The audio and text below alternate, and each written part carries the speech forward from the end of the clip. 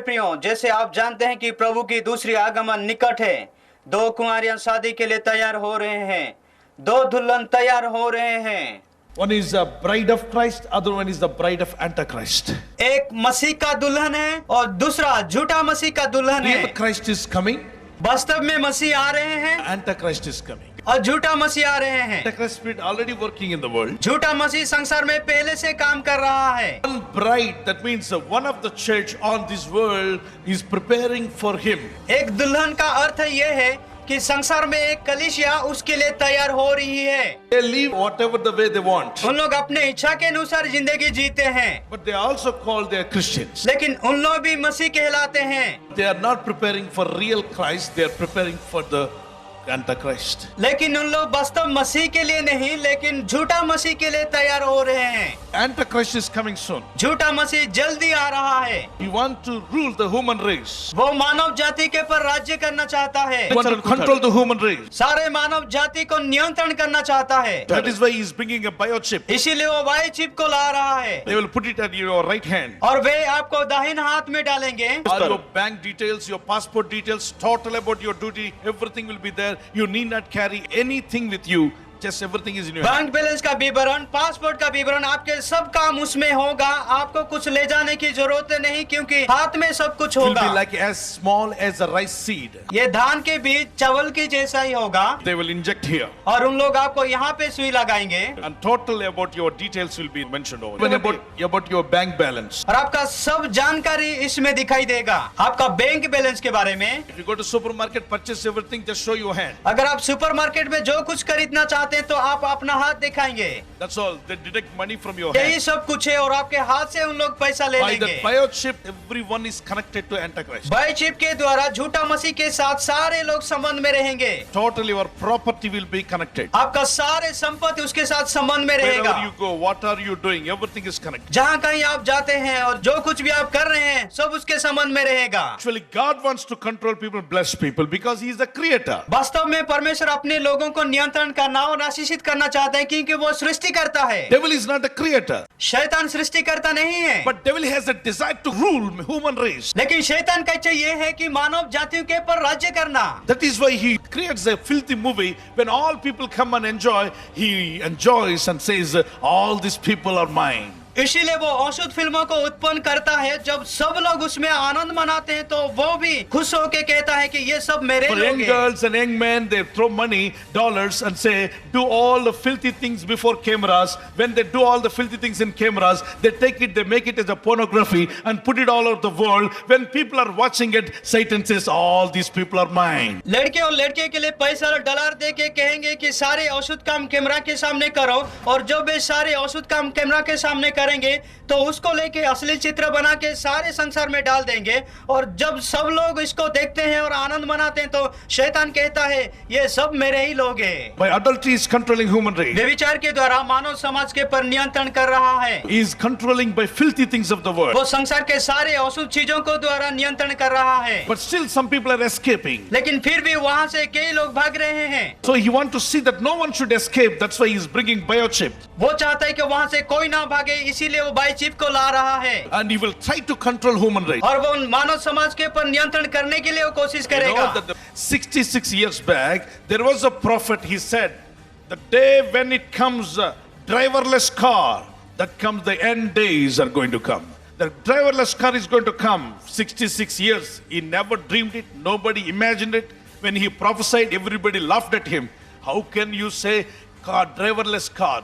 But after 66 years, now Google has introduced a driverless car. It's going to come in UK within 2 years. They are going to run without driver. The car is going to run. 66 years back, God already gave prophecy. 66 साल पहले एक भविष्यवक्ता था, उसने कहा एक ऐसा दिन आता है वो अंत के दिन में होगा, बिना ड्राइवर के एक कार। 66 साल पहले वो कभी सपना में नहीं देखा था और कोई भी सोचे नहीं थे। जब वो भविष्यवाणी किया तो सब लोग हंसने लगे और उनको बोले आप कैसे कह सकते हैं कि एक बिना ड्राइवर के कार होगा। लेकिन इन दिनों में गूगल जानकारी दे रही है यूके में 2 साल के अंदर में एक बिना ड्राइवर के कार आएगी। By showing a woman without dresses, Satan is trying to attract total man. नारी को बिना कपड़ा में दिखा के शैतान सारे पुरुषों को आकर्षण करने के लिए कोशिश कर रहा है। Because the Satan is trying to tempt people and control man and woman. क्योंकि शैतान लोगों को प्रलोभित करके स्त्री और पुरुषों को नियंत्रण करना चाहता है।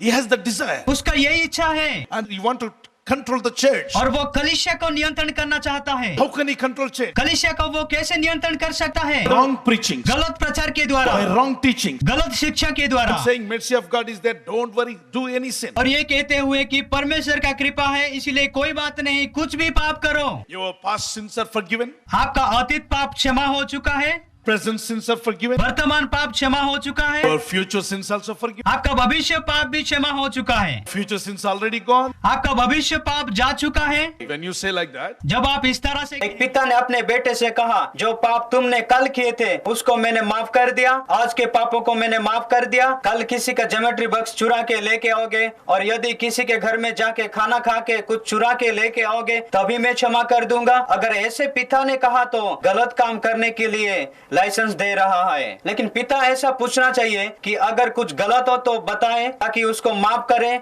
और उसका हल निकाले। जब बच्चे उम्र में छोटे रहते हैं, कुछ चोट लगा हो आदि गिर जाए, अपने माता पिता को सब कुछ बता देते हैं। लेकिन बढ़ने के बाद अगर कुछ गलती हो जाए या चोट लगे तो इस डर से नहीं बताते हैं ताकि माता पिता गुस्सा में आके 2 और 3 ना दे। जब तक एक पिता अपने बच्चों का चोट नहीं देखता है उतने समय तक वो नहीं बताते हैं। जब एक पिता अपने बच्चों से इस तरह से कहते हैं कि मैं कुछ नहीं करूंगा, माफ कर दूंगा और मलहम भी लगाऊंगा, तब जाके बच्चे या बच्ची धीरे धीरे सब कुछ बताना शुरू करते हैं। ठीक उसी तरह प्रभु यीशु मसीह भी हमसे कहते हैं कि कुछ गलती हो तो बताओ, मैं माफ करूंगा और आपको ठीक कर दूंगा। गलतियों पर विजय पाने के लिए क्षमता और कृपा दूंगा। लेकिन आप नरक में जाओ ये मुझे पसंद नहीं है, ऐसा कहते हैं प्रभु यीशु मसीह। जैसे चोट लगने पर तुरंत मलहम नहीं लगाते हैं तो वो सेप्टिक हो जाता है। अगर सेप्टिक हो जाता है तो हाथ या पैर को काटना पड़ता है। ठीक उसी तरह अगर आप आपके जीवन में पाप किए हैं तो तुरंत प्रायश्चित करके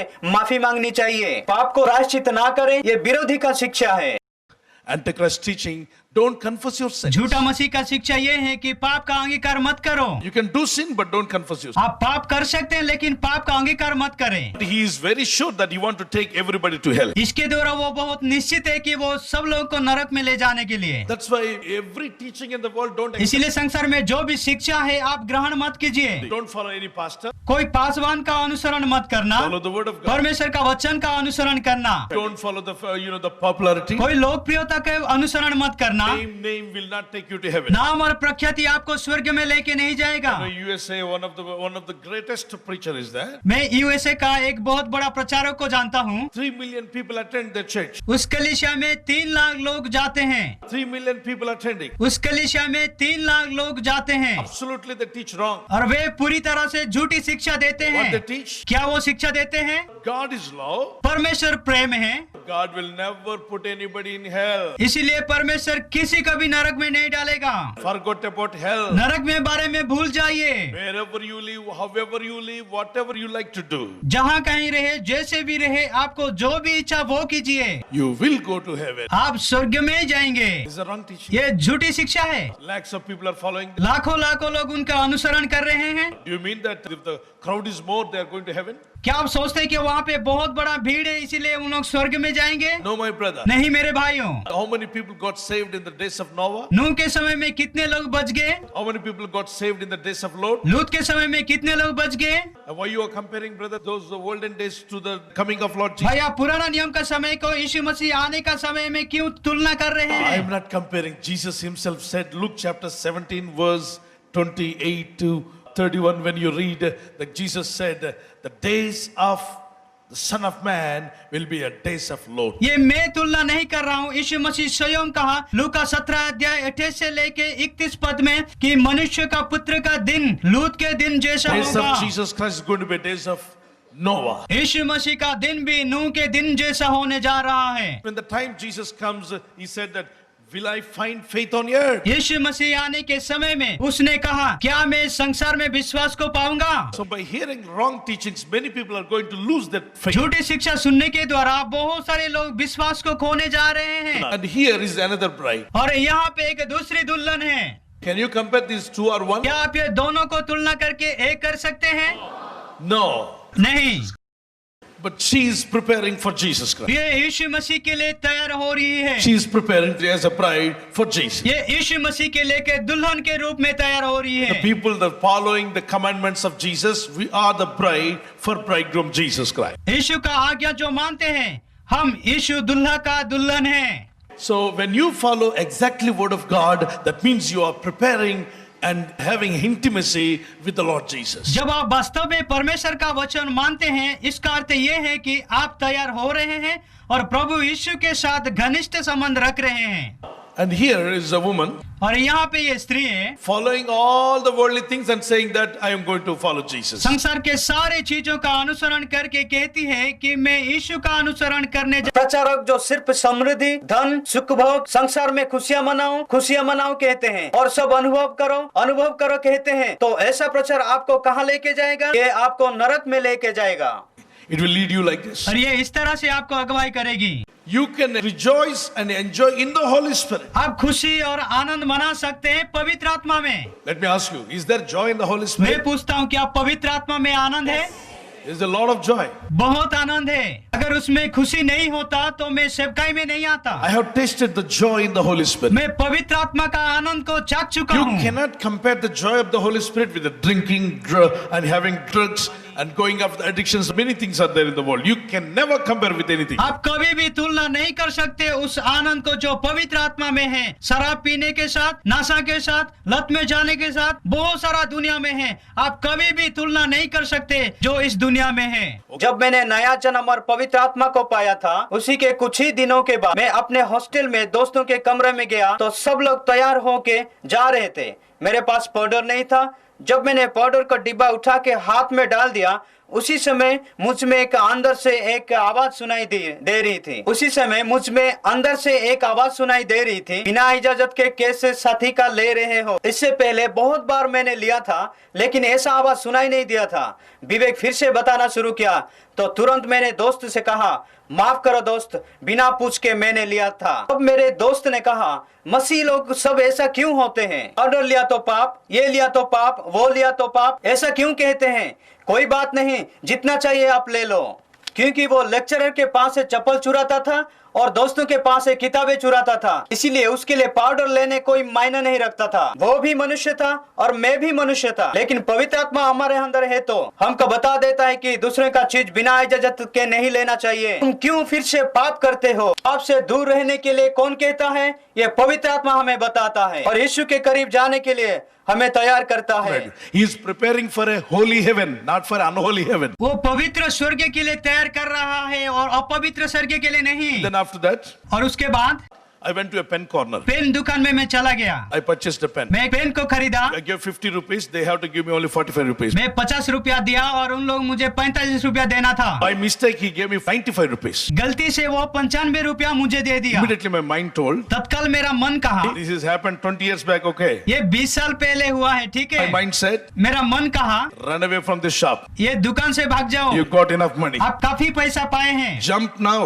अभी कूदो Don't stand here anymore. और यहाँ पे खड़े मत रहना। You have to get only 45. आपको 45 रुपया पाना By था, mistake, this fellow gave 95. लेकिन वो गलती से मुझे 95 रुपया दे दिया। Oh, take your pen, move from here. आपका पेन लेके यहाँ से निकल जाओ। And the Holy Spirit of God started speaking. और उसके बाद पवित्र आत्मा मुझसे बात करने के लिए शुरू किया। Son, that money is not yours. बेटा, वो पैसा आपका नहीं है, By mistake, he has given. गलती से वो आपको दे दिया। Give back. वापस दे दो, Give back. वापस दे दो। Then I asked, brother, why you gave 95? You have to give me only 45. I gave only 50 rupees. उसके बाद मैंने पूछा, भैया आप मुझे 95 रुपया क्यों दिया? क्योंकि मैं 50 रुपया दिया था और आप मुझे 45 रुपया देना था। And he told me, और उसने मुझसे कहा, I got a badge here, Jesus loves you. मैं यहाँ पे एक बेल्ट मिला जो यीशु मसीह प्रेम करता है करके। I am testing you, sir. Jesus people, how they are. मैं आपका परख रहा था जी, यीशु मसीह के लोग कैसे हैं करके। ఇంత పని చేస్తాం అనుకోలేదు So he is testing because there are many people are coming with the different names also. The people those who come with the Jesus badge, how they are. और लोग बहुत सारा नाम लेके वहाँ पे जाते थे और यीशु का बैज लगा हुए लोग किस तरह के वो परख रहा था। Man told, I have tested 2 persons. You are the second person. Hereafter I am going to believe Jesus. People those who believe Jesus, they are living right. उस आदमी ने मुझसे कहा कि मैं 2 व्यक्ति को मैं परखा और आप दूसरा नंबर के हो। आज से मैं यीशु को विश्वास करने जा रहा हूँ क्योंकि जो यीशु पर विश्वास करते हैं वो सही जीते हैं। I thank God. मैं परमेश्वर का I धन्यवाद would दिया। not listen to the Holy Spirit. If I ran away from that place, I would have brought dishonor to Jesus. अगर मैं पवित्र आत्मा का बात को ना मानता और वहाँ से मैं भाग जाता तो प्रभु यीशु मसीह के लिए अपमान को लाता। So my brothers and sisters, मेरे प्रिय भाई और बहनों, the Holy Spirit of God, He is preparing you for a holy heaven, not for unholy heaven. पवित्र आत्मा आपको तैयार कर रहा है पवित्र स्वर्ग के लिए, अशुद्ध स्वर्ग के लिए नहीं। When you have more Holy Spirit, जब आपके अंदर बहुताई से पवित्र आत्मा रहेगा, more than your conscience, He speaks to you. आपके विवेक से भी ज्यादा वो आपसे बात करेगा। Of course, everybody has a conscience, but nobody listens to it. हाँ, ये सच है कि सबके पास विवेक है और सब लोग इसका नहीं सुन सकते। But the Spirit of God, somehow, He will make you to listen to Him. लेकिन जैसे भी परमेश्वर का आत्मा आपको बनाएगा उसको सुनने के लिए, The Holy Spirit of God will never mislead you. परमेश्वर का पवित्र आत्मा आपको कभी भी गुमराह नहीं करेगा। Preachers may mislead you. प्रचारक को आपको गुमराह कर सकते हैं। The Word of God and the Holy Spirit of God will never mislead you. परमेश्वर का वचन और परमेश्वर का पवित्र आत्मा आपको कभी गुमराह नहीं करेगा। इसीलिए हमको बुद्धिमान कुआरी जैसा तैयार रहना है। Let me pray for you. आइए हम प्रार्थना करें।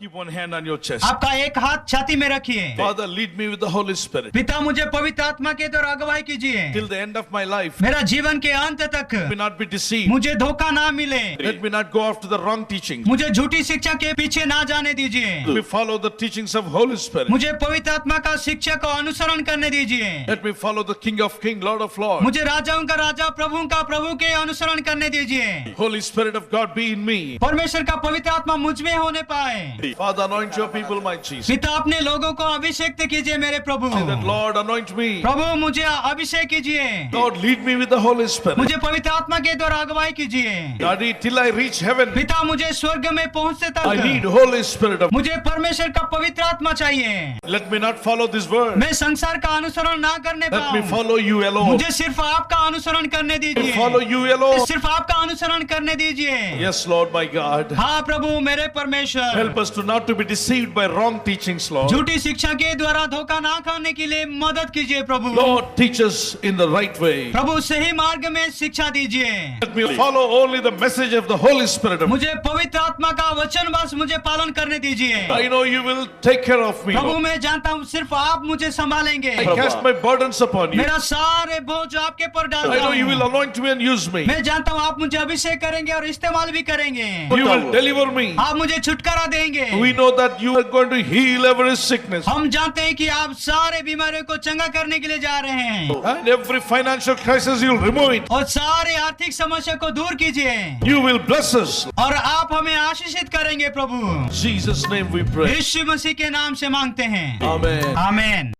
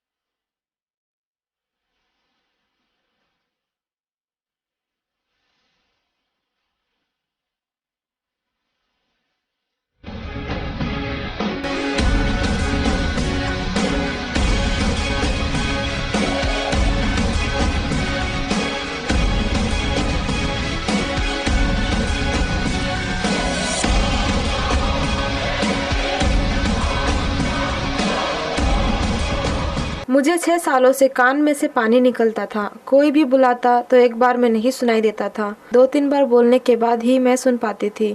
स्टीफन पॉल जी के प्रार्थना करने के बाद मुझे तुरंत चंगाई मिली है।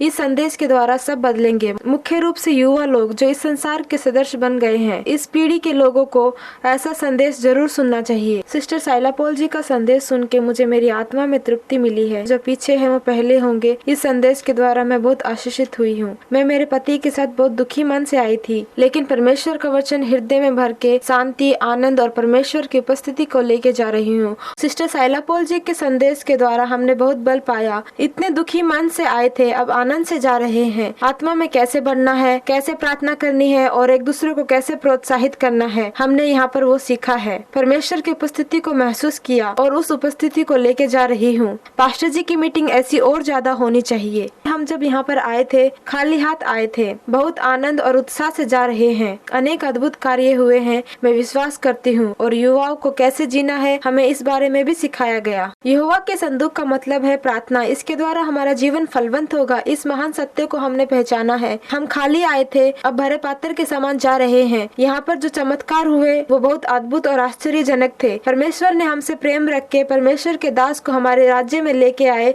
इसके लिए परमेश्वर का कृतज्ञ हृदय से धन्यवाद करती हूँ। बहुत दर्द हो रहा था, तो फिर जब पास्टर जी ने प्रार्थना शुरू किए तो मेरे हाथ पैर में पूरी झंझनाहट से होने लगी और मुझे कुछ भी दिखाई नहीं देने लगा। और मैं प्रभु का नाम ले रही हूँ और मैं यही कह रही थी, प्रभु आप ही मुझे इसे चंगाई दे सकते हैं।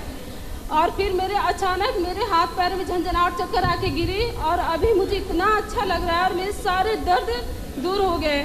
सिर्फ मैं यही कहती हूँ कि ये दर्द छुड़ाने वाला सिर्फ मेरे यीशु मसीह और कोई नहीं है। मैं जब भी प्रार्थना करती थी ना, तब भी कहती जब तक यीशु मुझे नहीं छुएंगे तब तक मैं कभी ठीक होने वाली नहीं हूँ। और आज मुझे उन्हीं ने छुए और मैंने ठीक हो गई। मेरा नाम कीर्ति फुल सुंदर हूँ। मैं पूना से हूँ। खड़की पुलिस स्टेशन में पुलिस में काम करती हूँ। मैं स्टीफन पॉल को मैं सुबह संदेश के द्वारा देखती थी। मेरा डॉक्टर ने बोला था नहीं बच्चा नहीं होगा, आपको प्रेगनेंसी नहीं रहेगी आपको। मुझे ऐसा प्रॉब्लम है कि मुझे किधर कटाई हो, मेरा ब्लड जाने लगता था, प्लेटलेट अप डाउन होते थे मेरे। मुझे जब इनका टीवी में प्रार्थना करने से पर भगवान ने मुझे इतनी चंगाई दी। 9 महीना 9 दिन बिताए मैंने। बच्चा मेरा 3.25 किलो का है। अभी यहाँ आई, अच्छा लगा बहुत, मतलब इतना अच्छा लगा ना बता नहीं सकती। मेरा खुशी ज्यादा बढ़ गई खुशी मेरी। पास्टर स्टीफन पॉल के लिए मैं कुछ कहना चाहूँगा कि पास्टर जी का जब हमने सुना है और जब हम उनका चैनल में हम देखते थे तो हम ये सोचते थे कि क्या हो सकता है कि पास्टर स्टीफन पॉल कभी हमारे यहाँ पर आए और हम उनके सामने या फिर लाइव टेलीकास्ट कभी हम उनका देख सकते हैं क्या, कभी हम ऐसा सोचते थे। परंतु आज हम बहुत खुश है कि पास्टर स्टीफन पॉल यहाँ पर आए हैं और हम उन्हें सामने देख रहे हैं। उनका वचनों को सुनकर हम बहुत ही ब्लेसेड हो रहे हैं। I'm a civil engineer. Pastor P.J. Stephen Paul, as he came here, and at that time I was shivering with the power of God, like how the words of God he was speaking. At that time I was shivering, and I was very blessed by the man of God, such a great man of God that in every state, in every area, such a man of God should rise for Jesus Christ. From attending this meeting, I think that this engineering and all these things are waste things. So just we should serve God because all things is only God. I dedicated my life to Jesus Christ because by hearing the word of Dr. Pastor P.J. Stephen Paul, life changing. It's really a life changing because life changes here and totally the life is changed. I would like to call Pastor P.J. Paul again and again. Means I want such a man of God should come and preach every area and should dedicate every church. मेरा नाम Moses Veerappa है। मैं pastor Jacob Veerappa इनका छोटा भाई हूँ। Stephen Paul pastor हमारे कलीसिया में आकर हमारे कलीसिया का उन्होंने जो उद्घाटन किया, बहुत परमेश्वर का अभिषेक महान रीति से उतरा और बहुत सारे लोग दुष्ट आत्मा से पीड़ित थे, वो सब स्टीफन पॉल पास्टर के प्रार्थना के द्वारा वो सब मुक्त हो गए। परमेश्वर को हम धन्यवाद देते हैं। पीजे स्टीफन पॉल का संदेश सुनकर बहुत ही अच्छा लगा। पहली बार वो पुणे में आए। पुणे में आने के बाद उनका मैसेज सुनकर बहुत परिवर्तन लगा। जैसा सुना था उससे भी ज़्यादा उनका देखने में आया और प्रभु का अभिषेक हर एक जगह पे दिख रहा था लोगों को।